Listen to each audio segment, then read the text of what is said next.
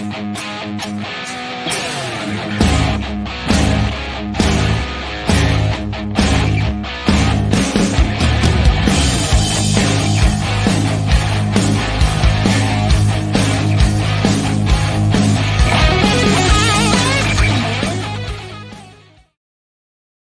into the Solo Shot Sports Podcast. I'm your host, Dom Manna. Happy Solo Shot Saturday, everybody. There have been almost 150 solo shots added to the Solo Shot tracker this week. I apologize for the fans over on TikTok for my unavailability this past week. Had to kind of step away and handle some other stuff, but the TikToks starting today will be back to their daily normal circumstances. And I saw this break earlier in the week, and in a lot of ways, it's a dead story because it's been talked about and played out. In a lot of ways, it's a dead story because there has to be an investigation. There has to be more to come out.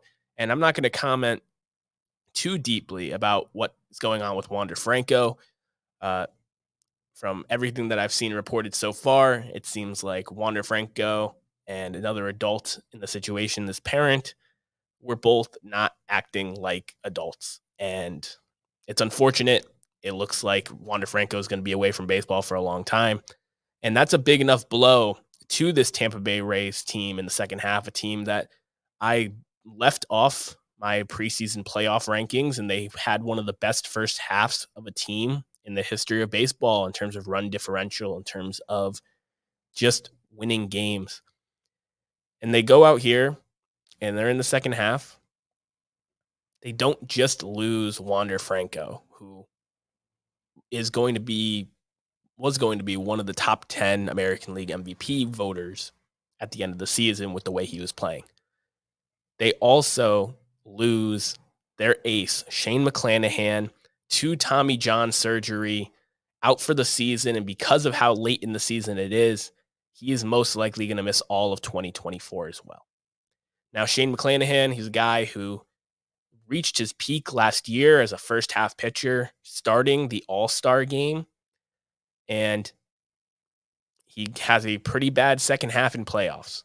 Then this year, he looks to kind of right some of those wrongs and be that ace for Tampa Bay, show that he doesn't need an innings limit, that he can be a true number one starter that pitches deep into games.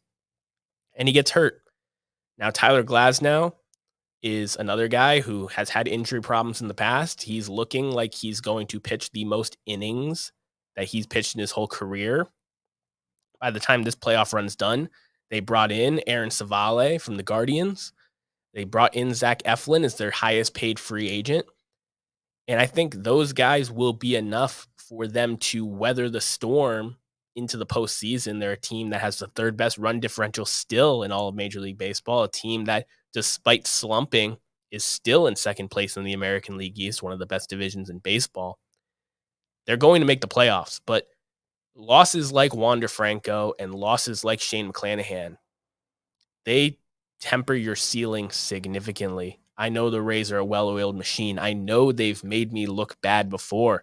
And maybe by me saying what I'm about to say, they'll go on some historic run to the October Classic. But you can't lose one of your best position players and your best starting pitcher after the trade deadline is passed and expect to still be a World Series favorite. The Rays, they're going to win games. They're going to be fine. They might even win a playoff series just with how Kevin Cash and that organization is run.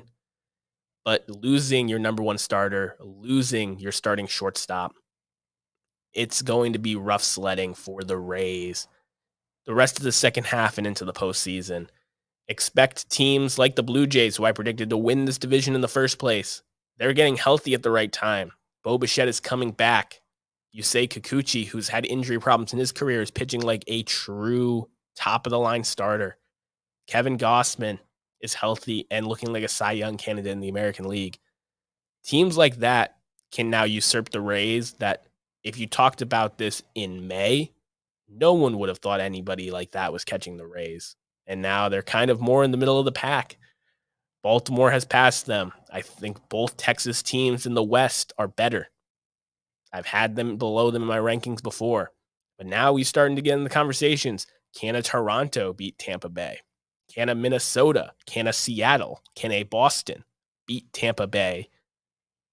Not from a playoff spot, but in a playoff series. And I think that's very likely at this point. So Tampa Bay, I feel sorry for all parties involved. Shane McClanahan working his butt off to be that top of the line starter, not being able to pitch when it matters.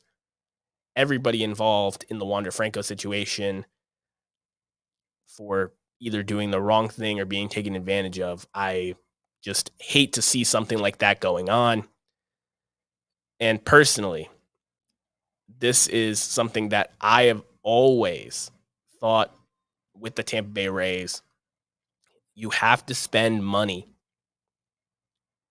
to get over the hump. We watched Moneyball. We've seen the Rays go on these runs and make it to the World Series. All you have to do is make it there to win it.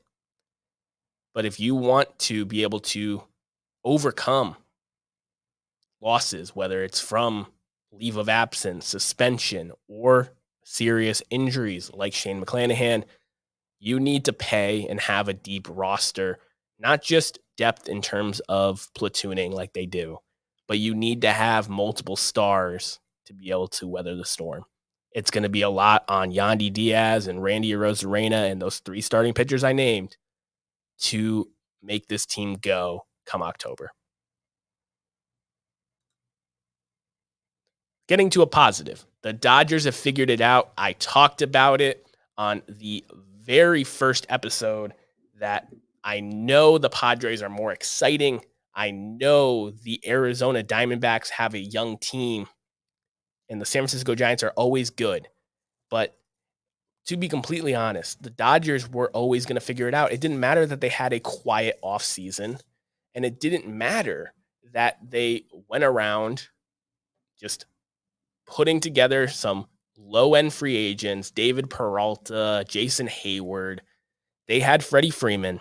They had Mookie Betts. They're getting Clayton Kershaw back, who they had at the beginning of the season. They're going to figure things out. And being completely honest here, they have been one of the best August teams the last 4 years in Major League Baseball, a team where they've had a 78-20 record over the last 4 Augusts. They're winning 21 games a month. Like, they are good in the month of August. When it starts to crack down for that push to the postseason, the Dodgers come to play. And part of that is that culture of having guys like Freddie Freeman, Mookie Betts, Clayton Kershaw, these Hall of Famers that work their butts off. But another part of it is having young kids step up.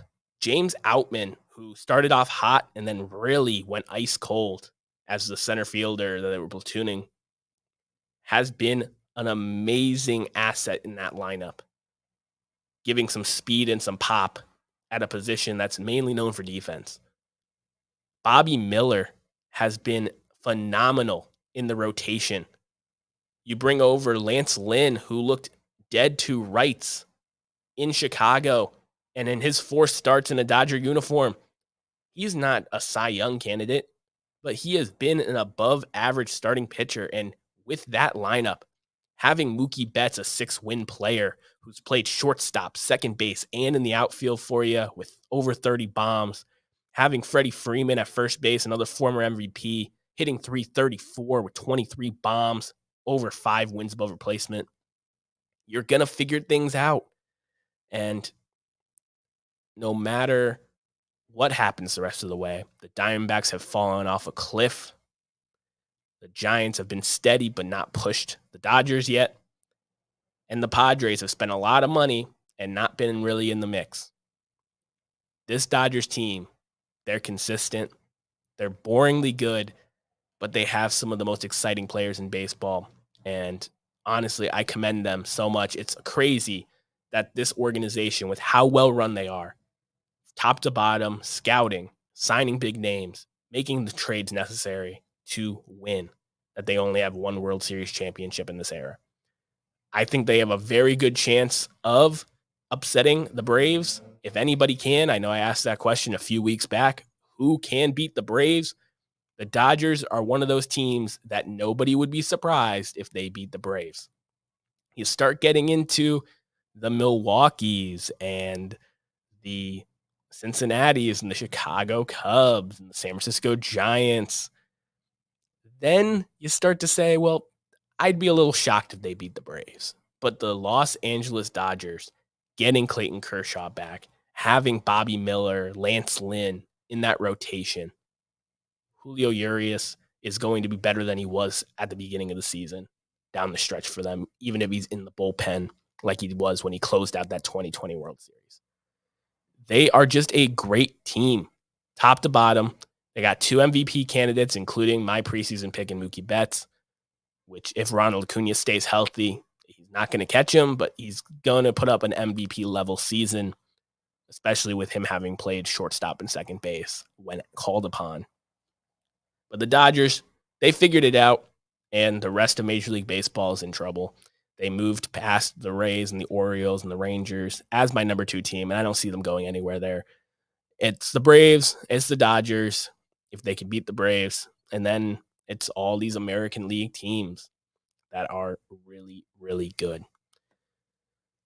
Moving over to second base, Seattle was crowned America's team last season when they went on a spectacular run to make the postseason for the first time since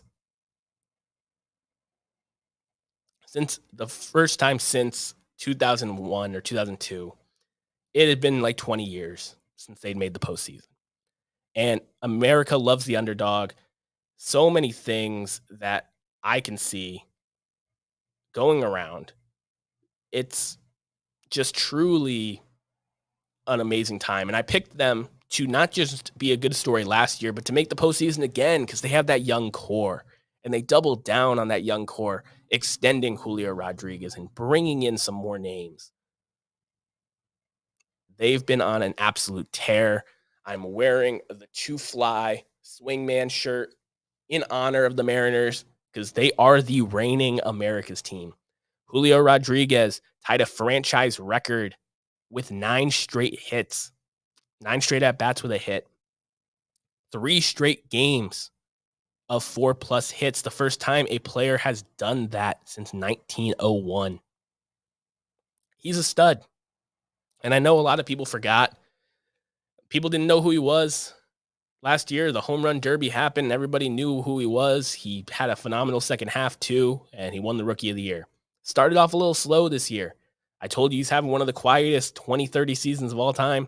And now people are starting to remember, oh, yeah, J-Rod is that dude. He's someone that if you're doing a draft of players to build your franchise about, he would be a top 10 pick. And the pitching. The pitching has been phenomenal for these Mariners. George Kirby, Logan Gilbert, Luis Castillo. I just think that they are a well-oiled machine. They've been on a heck of a run to get themselves into wild card play. They're not going to catch these Texas teams ahead of them, but they can definitely make the postseason. And the other team that is putting their hat in the ring for America's team title is the Chicago Cubs. Yes, I know a big blow happened with the Cubs. Marcus Stroman with a rib cartilage fracture. He is out indefinitely. They do not have a timetable on him, and that's a huge blow. He has not been the same pitcher in the second half that he had been in the first, but it still hurts.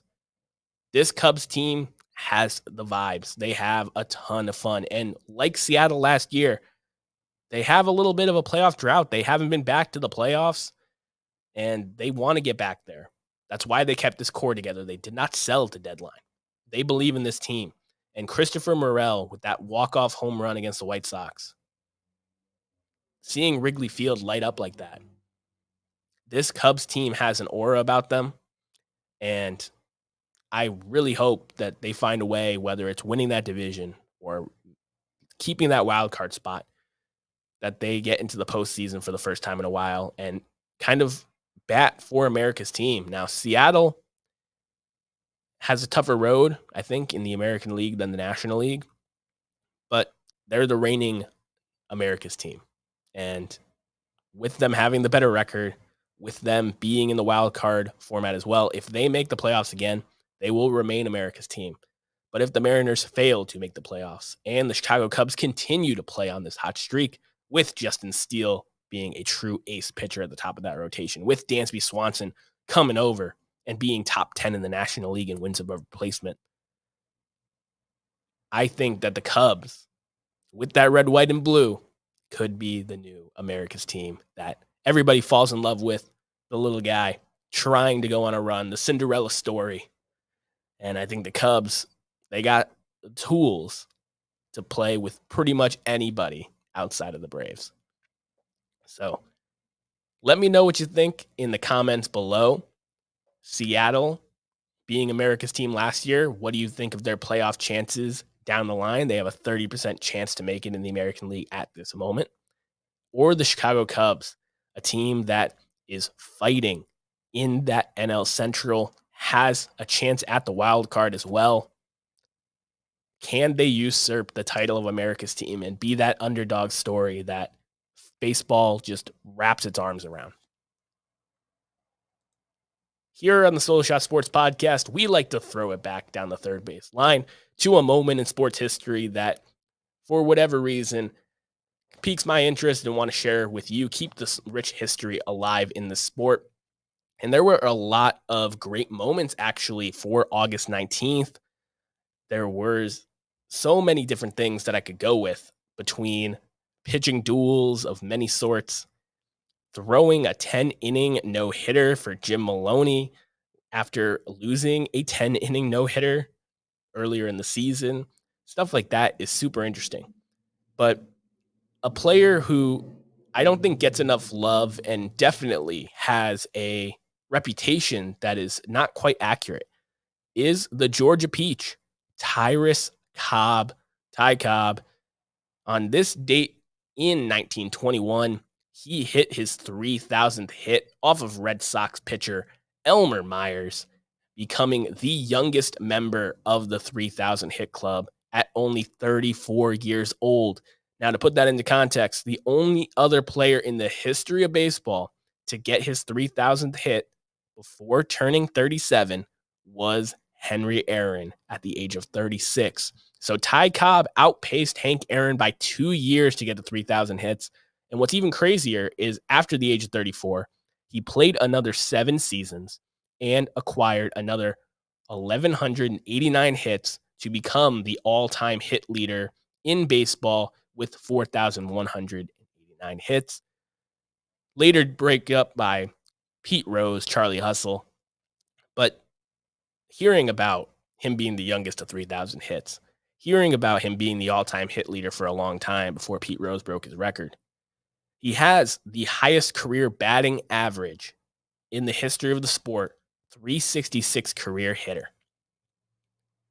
There's a reason why when the Baseball Hall of Fame did its first round of voting in 1936, that it was not Babe Ruth who was the number one vote getter for the Baseball Hall of Fame. It was Ty Cobb. The center fielder stole a ton of bases, scored over 2,000 runs in his career, drove in almost 2,000 himself. An amazing player who gets categorized all the time as a dirty player, as a terrible man off the field.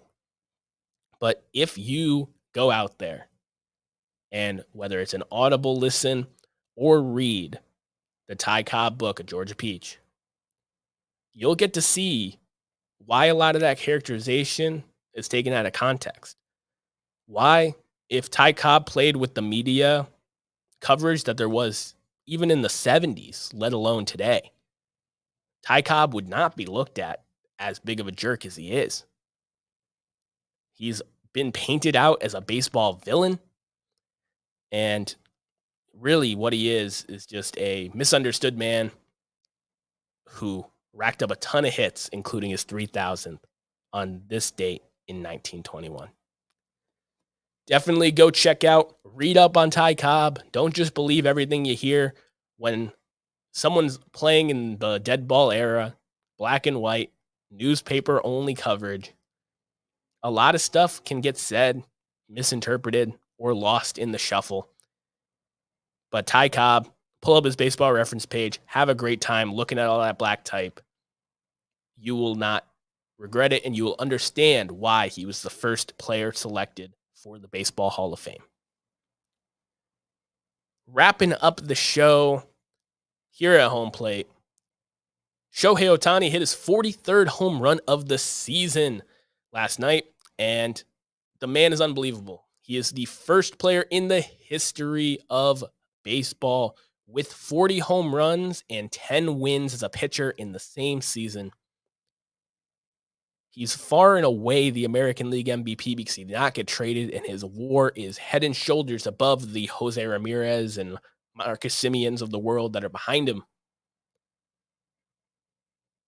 But the Angels, despite not trading Ohtani, despite doubling down and bringing in Lucas Giolito, CJ Cron, Randall Gerchek, Eduardo Escobar, Mike Moustakas, they're falling in the standings. I talked about Seattle being America's team going on this run, the two Texas teams being amazing, serious World Series threats, and the Angels just continue to fall in the standings. They called up their number 11 pick from 40 days ago in the Major League Baseball draft and had him hit leadoff in front of Shohei Ohtani. They're that desperate to get a spark, to get things moving, to try to push for that postseason because they know if they don't sniff the postseason, they are kissing Ohtani goodbye. I just feel bad for Angels fans, but I feel even worse for Shohei Ohtani. He's put in this place where I want to win. I've told this organization I want to win. I want to show out for the fans. I want to continue to push for 50, maybe even 60 home runs if I get hot. But should I get shut down as a pitcher, or should I get shut down altogether at the end of this month and not play any games in September? Get my body ready and my mind ready for free agency. Because if he gets injured this late in the year, if he has a Shane McClanahan, Tommy John like injury this late in the year, it's going to seriously impact his free agent market. And it's not like he's playing for anything with the Angels. He wasn't playing with anything for the Angels for the prior 4 seasons. Shohei Ohtani's going to have a business decision to make if the Angels continue to play bad. Knowing how the Angels do business, somehow, after the recording of this episode, despite them looking bad, they're going to go on a little bit of a run here at the end of the month, out of nowhere, just like they did right before the trade deadline to give the Angels hope to not sell Ohtani and to actually buy people. And they're going to force Ohtani, run him into the ground like a contract year running back and say, hey, we're going to get everything we can out of you. Every money that comes in for your appearances at the stadium, the extra fans, the Japanese media, all the extra money that we get for you being on the field, you're going to be there. You're going to get us our money. And you're going to show the fans a great time. Push for those records, push for the MVP, and just leaving him out to dry. I think for Shohei Ohtani's best interest, if the Angels are still out of it at the end of this month, just shut it down, man. Nobody will come at you. Having close to 50 home runs and 10 wins as a pitcher with the WAR that you've accomplished, you're still going to win the MVP.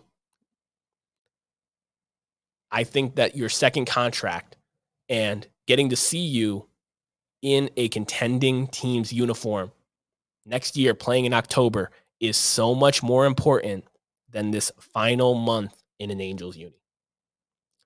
I know I'm going to get some flack for that. I know a ton of NBA players get flack for resting. Shohei Ohtani has done more than enough these last 3 seasons in an Angels uni. And him taking the last month off of the season, I don't think anybody should give him any slack, because seeing him in a Dodgers uni, in a Giants uni next year, contending, being in the playoffs, wherever he ends up, it's going to be so worth it compared to Oh, what? He might have been able to hit 62. So what? It's the American League record. If that was the single season home run record overall, I could understand it. But Shohei Ohtani, you've had an amazing season. You've given this organization everything you have. They're about to be mathematically pretty much eliminated from playoff senses by the end of this month. Don't be a superhero. Do what's best for you and your business. And I can't wait to see you on a legitimate roster next season. I appreciate each and every one of you for spending part of your week listening to me. For more baseball content, you can follow me on TikTok at Solo Shot Sports or the app formerly known as Twitter at DominicMana44. A lot of great baseball going on. Check out the Cubs and Mariners, who have been both playing hot baseball. Red Sox, Yankees. Miguel Cabrera's final month is coming up faster than we can all believe. Just enjoy baseball, soak it all in, look at these MVP, Rookie of the Year races, and enjoy every second of baseball we have left, because in the blink of an eye, it'll be the offseason. Hope you guys have an amazing Solo Shot Saturday, and I will catch you guys in the next one. Peace.